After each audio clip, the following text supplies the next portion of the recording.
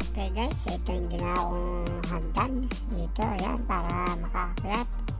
Nilagay ko doon sa kabila, kasalukuyan ako ay sumasampa na. Kaya ganito ang kuha ng camera. Ayan, dito ako na sa bubong.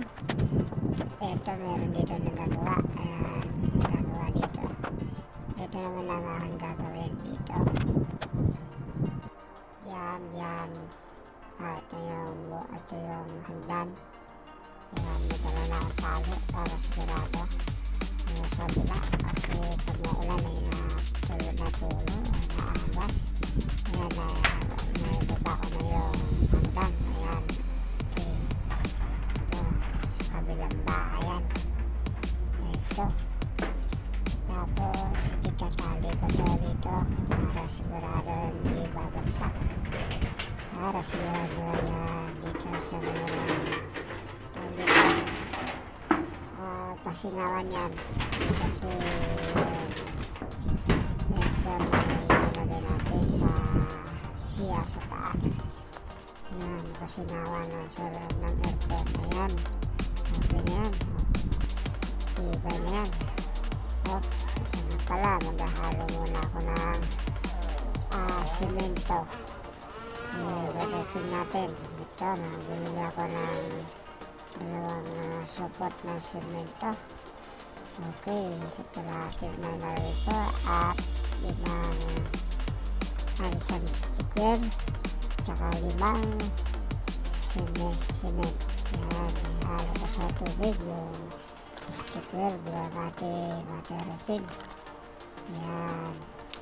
Yan ang sticker nasa loob ng 3/4 na tubig. Yan, lagay ko na yung semento sa binistay na buhangin.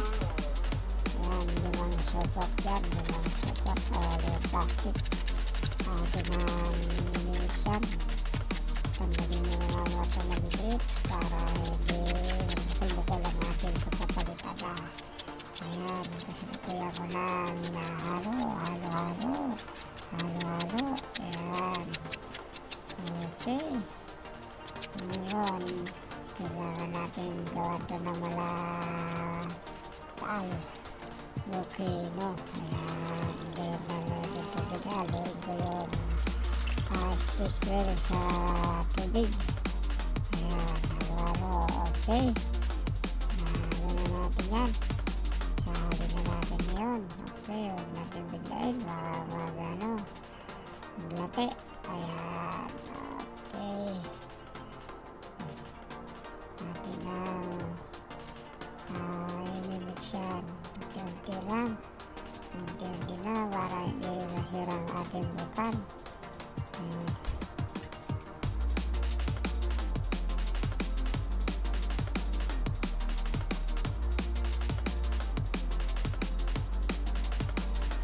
Okay, tuloy lang tayo sa paghahalo mga kaibigan. Ayan, kahit na bumalong na, okay lang yan, hindi naman malala. Tuloy lang ang ating paghalo. Kailangan halong-halo may buti ito na upang maganda ang kanyang pagkakalapat natin doon sa may kilid na pinag-aagusan ng tubig kapag malakas ang ulan. Talaga naman babalong talaga doon, talagang tutulo ang tubig. Ayan, ilagay mo natin yung sobra sa isang reserva para pagka na tigas ay meron tayong lalagyan. Okay, ayan na. Okay, tatalian ko na. Alam nyo na kung ang gagawin, isasampa natin doon. Ayun, iakit natin sa bubong at ibababa naman natin doon sa likod na aking ginawaan ng hagdan. Ayan na. Ito pa nga pala, may gumagawa dito sa aming kapitbahay. Nilagyan ng extension sa taas ang kanyang bahay. Ayan na, ito na. Okay, matibay yan at may tali yan. Kaya hindi ako matutumba. Ayan, naibaba ko na po at sinalin ko po sa magandang gilid. Okay, sarado yung bintana ng kapitbahay.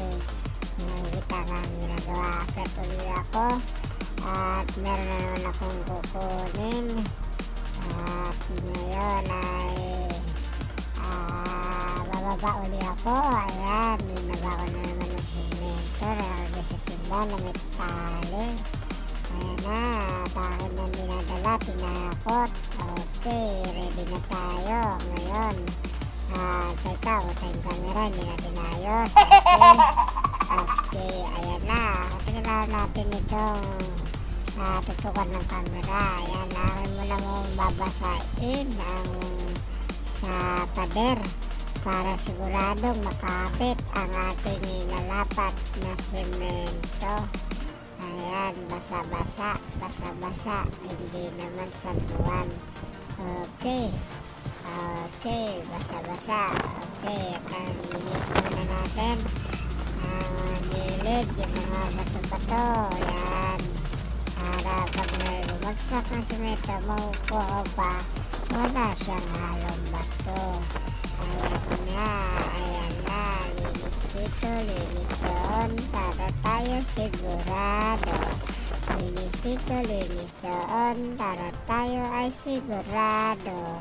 Ayan na po yung aking pong pinalitada. Ayan, hanggang dyan lang po kasi ang kailangan para sigurado tayo.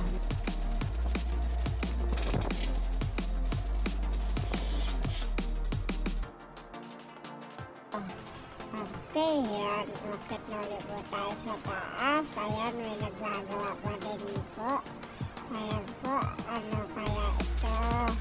Siguro ito meron silang ilalagay dito. Magandang pagitinan, magandang session, magandang inuman. Kung may mga birthday na nakalalakihan inuman, hindi sa handaan. Ayan na po, bumaba po tayo o paakyat. Ito ay bababa na po. Ayan po. Okay. Bababa na po tayo ngayon. Ayan, sulit po na tayo sa taas. Okay, para hindi yata ako pababa dito. Ayan, tanaw sa paligid. Okay, hindi tayo sa ating pinanggalingan kung ano na ang nangyari. Nakita ko pa ginapag itong akibo ng wifi na buti na lang hindi ko tinapon. Nagagalit ko pala talaga ito. Ayan na natin, ayun yung hagdan. Okay, baba po tayo, baba.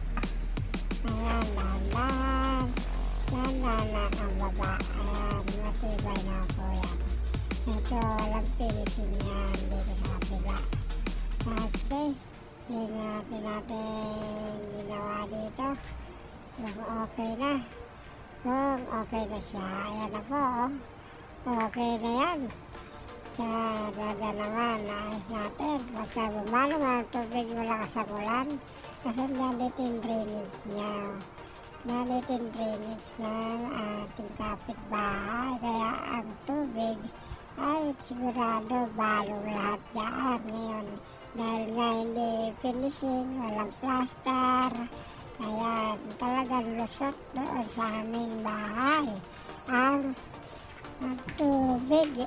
Ayan, okay yan. Okay yan. Pwede na yan. Try natin yan pagkamulan.